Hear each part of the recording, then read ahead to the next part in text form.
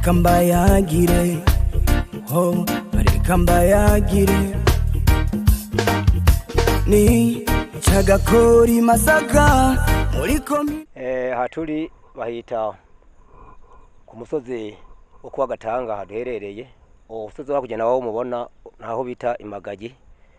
Aha mubona mudusanze aho inyuma yawe ubona umurima twarimiriye w'ibitoke twateye.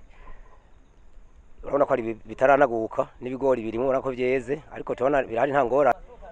Aha naho ubona turi urabona ko harimo ibitoke byo bita imarasene, kwaje twateye injagi, aha naho twateye imarasene. Kubandanya aha hirya hose ubona hari ibitoke bitaranaguka neza, ibi ni imarasene gusa. Aha naho ubona iturimo turakora hano aha turimo turatera ico bita isoya. Soya rero ni ibintu bifite akamaro kanini cyane, haba ku mubiri w'umuntu canke ku bitungwa.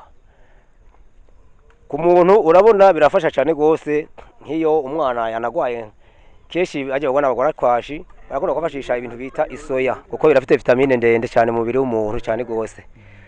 Kabandanya kandi niyo ufite ibitungwa nk'ibitungwa dutkoroye bijanye n'ingurube, uravanga n'izindi ndya, hari imvya ducangacanga isondori n'ibindi sondo mayisi, cyose ugavanga bigatuma ingurube zuma zimeze neza cyane gose iyo tubyoroje ivyo bitungwa.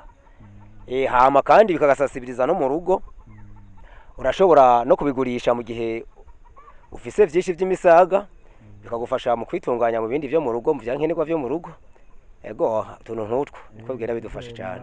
Hama twashagace tugira ko tubabaza, mbega turabona yuko mu biteye no munsi bishobora kumara igihe kingana gute kugira byere, canke abitwara igihe kingana gute? Mubona ziragoye kurima, umuntu atabizi cyane cyane uburimyi bw'igiterwa c'isoya, mu mubwira ibijanye nabyo kugira bimenye.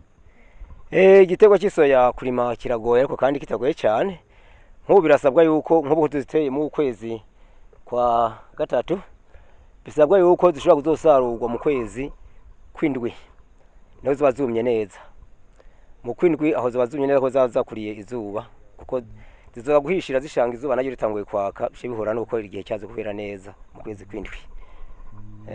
Murakoze kuwo muco kandi muduhaye. Mwavuze kandi yuko harimo n'ubwoko bw'ibitoke mwateye muri uyu murima, mbega bwo mwabuteye ku mvo nyabaki, bufitiye akahe kamaro umuntu canke kuri mwebwe, mubwiteze ko akahe kamaro muri rusange? Akamaro ni kanini cyane ku bitoke byitwa imarasene. Imarasene ni igitoke wanashaka ini wacu gisa n'icyari cyaranahonye, tumwe turacyokora bundi bushasha. Ni ibitoke byosha imihwi cyane gose.